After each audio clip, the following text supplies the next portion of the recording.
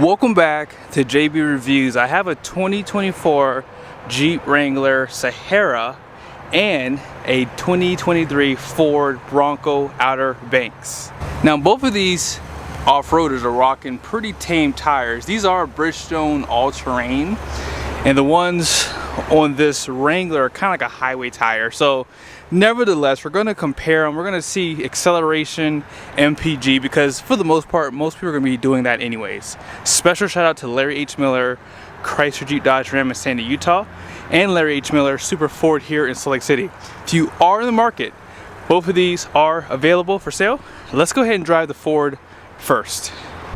One thing I notice every time I get inside of a Bronco is the size. Like, this thing feels noticeably larger. Now this one does have power seats. You guys can see the leather seats, and I think I do like the Bronco's layout too. Like, when you look around the interior, they've done a pretty good job. Like, they've kind of, you can tell they've kind of taken a few things out of the Jeep handbook, but this is really nice. Let's go ahead and talk about this 2.7 liter engine, which is an option on this Bronco, and then we'll do some quick acceleration test.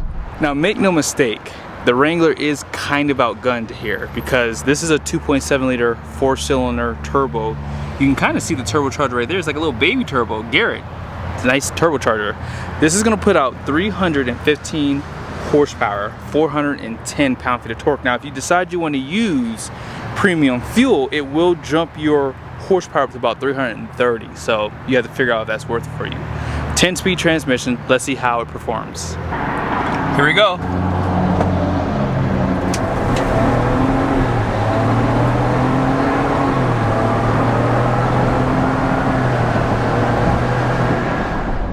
This actually does feel pretty quick, and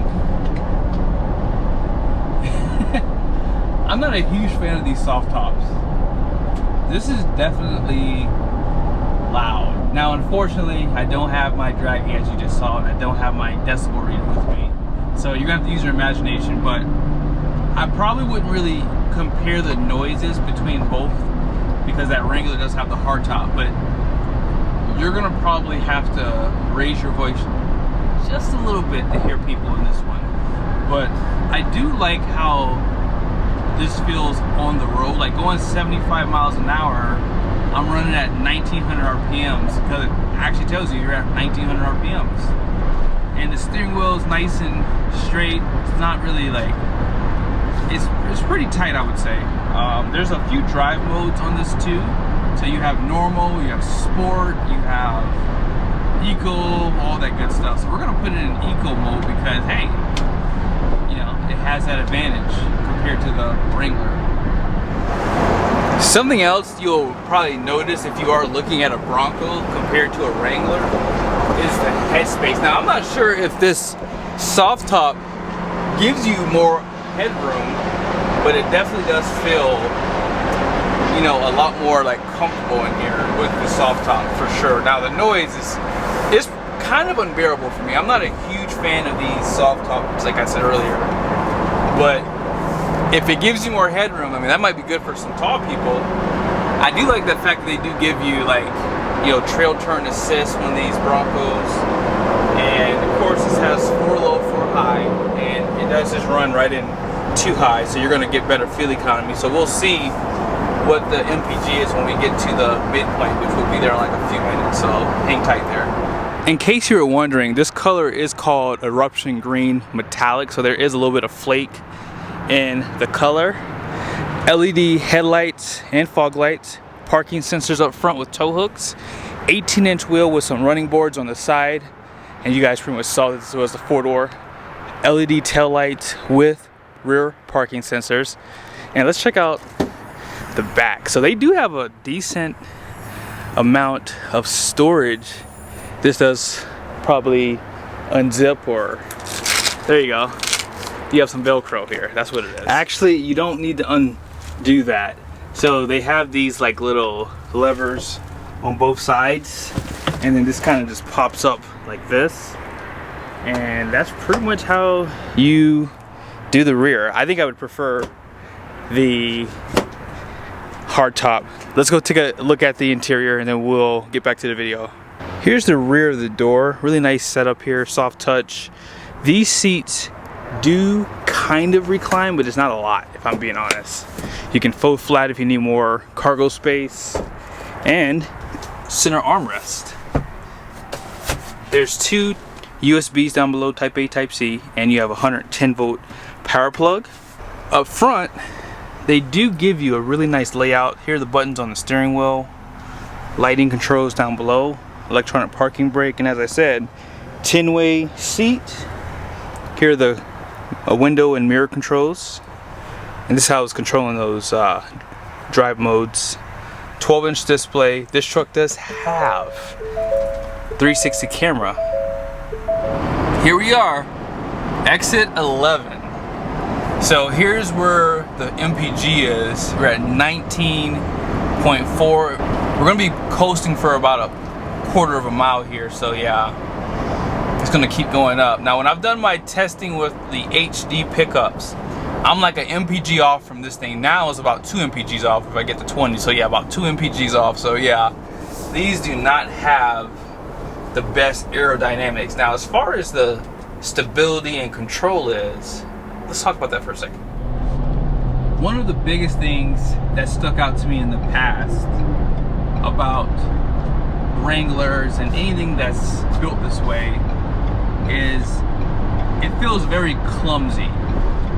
And this does have an independent front suspension, and if you like do like a quick or sudden turn, you do feel the height of this thing, but you don't really feel like this thing loses control. Now obviously it has stability control, traction control, all that good stuff, so even if you do lose control, this thing will probably save your life 99% of the time. But I mean, I can't say anything negative about the Broncos. I mean, this thing is actually pretty nice. The only negative is the pricing. You can't find these things, so it's actually kind of shocking that they even have one available at the dealer. But most dealers are marking these things up over MSRP because of the pricing of them. I mean, like if you bought this right now at the dealership, you could turn around and probably sell it for more than you paid for it if you're patient. And that's what's crazy about the market today, because there's such a low supply of Broncos that you have the luxury of being able to, you know, really keep it for a year or so and then turn around and sell it, kind of have it for free. We're getting ready to pull back into the dealership, and I can't wait to show you guys the MPG on this thing. So we'll pull up next to these trucks here, these utility pickups, and this will be the stopping point. So we drove 14.9 miles in 16 minutes and 40 seconds, 20 and a half MPG. Now this thing does have stop start. I don't even know how to disable it actually. Oh, there it is right here. That's how you disable it. So if you don't want that to kick on, you can disable it. Now I do keep it on in wintertime, but in summertime I love my AC, so I have to keep it off. Let's go ahead and drive the Jeep and see how it compares with the Bronco. We're driving the Jeep Wrangler. This is the Sahara, as I said earlier.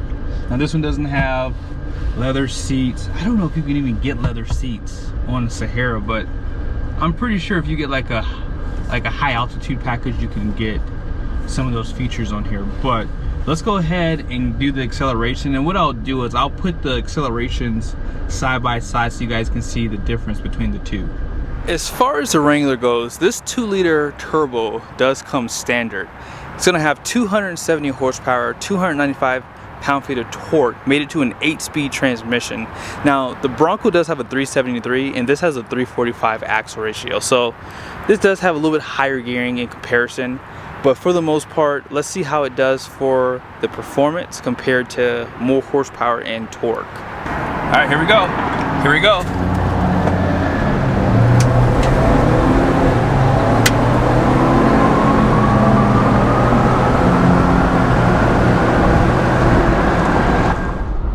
It's not hard to figure out who won that, because as you heard earlier, that Bronco definitely has more horsepower and torque. They both are 4 cylinders. That had a 2.7 versus the 2-liter here.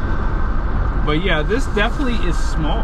Like, I can clearly tell a huge difference in the way that this feels. Like, even the dash is just, it's a lot smaller. You're closer to the windshield for sure.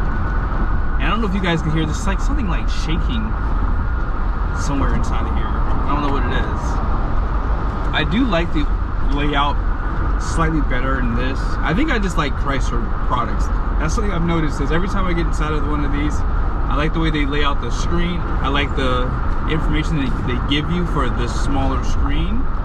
They don't give you drive mode, so you don't have like an eco mode for something like this, which would be nice. But we'll see how it does.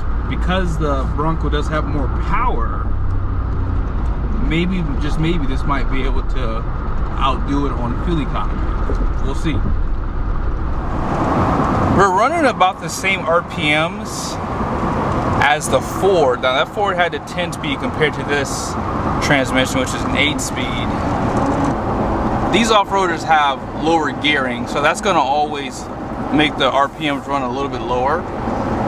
And final drives are pretty much the same, whether it be 8-speed, 10-speed, it's pretty close, so it's not a huge difference between the two. But we should be to the midpoint in a second, and I'll show you guys where we are for the fuel mileage. In case you were wondering, this Wrangler was finished in hydro blue, LED headlights, fog lights, accent lights. There is no availability for front parking sensors, but I love the wheel design on this one. Painted fender flares.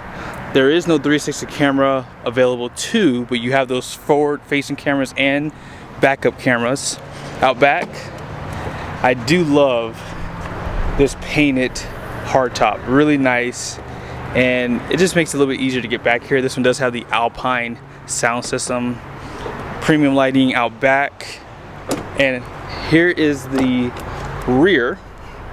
Pretty much the same setup. You have the net, soft touch, seat back pockets. There is, however, no armrests, and you have 4 USBs as opposed to the 2, and then you do have a power outlet, 115 volt up front. This one does have a refresh for this 12.3-inch display. It has navigation, and check out the design over here. More USBs. You have your power windows there, 12 volt power, your mechanical shifter for your full drive system, and parking brake. Great storage for the center armrest. And these seats are not as comfortable, and you can get leather for the Sahara. It's like a McKinley or something like that. That's what they call it online. And yeah, there's your speakers above. We just made it to the midpoint. Now, believe it or not, we are slightly behind the Ford. We're at 18 points. This is going up because, like I said, we're coasting now. But we're about an MPG behind that Ford. So we just got to 19. We're about to stop here. And I'm actually kind of shocked. I was expecting the Jeep to do a little bit better, but we're not too far off. We're about, what, 0.7, 0.6. And I had the AC on for both, so this is going to affect the fuel economy a little bit, but for the most part, they both do have the stop-start function. This one hasn't kicked on yet, but let's see how it does going the opposite direction. Let's talk about some of the handling on this one. The Ford Bronco, as I said earlier, does have a independent front suspension compared to the solid axle up front on the Wrangler. Now, most people would probably prefer this over a independent suspension, just because I think that solid front axles are known to being a little bit more stronger. But this doesn't handle as well as the Ford does. I'll be honest, like, I can clearly tell the difference, like at highway speeds. Like if I were to get up to 70 miles an hour again and jerk it, I feel like you can really get a little nervous. Like, so like, let me just get away from some cars here. But the steering wheel in both is nice and straight. I think the Fords felt a little bit more planted compared to the Jeeps. But yeah, let's go ahead and do it now. Yeah, like I can tell there's a little bit more body roll with this one. So I wish I could take them off-road to see which one would do better, but they both handle well. Don't get me wrong. If you go back 20 years and you ask me how those Wranglers handle compared to this, I would say this is light years better. So they do handle better on road compared to previous Wranglers. And I'm actually a little shocked by this one too, actually. I was expecting the Bronco to get beat, but nope, 19.9, so it's pretty close. 14.9 miles driven, about a 17-minute trip, so a little bit longer because there was a little bit more traffic, but it wouldn't have really affected the Wrangler that much. Now I want to hear you guys' thoughts in the comment section. The Wrangler has always been really good because it didn't really have any competition for the longest time. Now that the Ford Bronco came in, you can pretty much tell it's a better overall off-roader. I would choose this over the Wrangler, and I really like the Wrangler, like a lot. But in this case, the Bronco just felt bigger. It had a better on-road presence, and I don't have to see the performance content to know that it won that 0 to 60 for sure. Also, it got better fuel economy. Now, I have to, at some point, redo this test so I can have my draggy. And maybe the soft top is a little bit lighter, so that probably helped it too, but I don't want to make any excuses. The Wrangler definitely has a smaller displacement 4-cylinder, so that should have helped a little bit too. But nonetheless, hope you guys liked the video. Be sure to subscribe to the channel. I will start trying to do more videos like this. See you guys soon.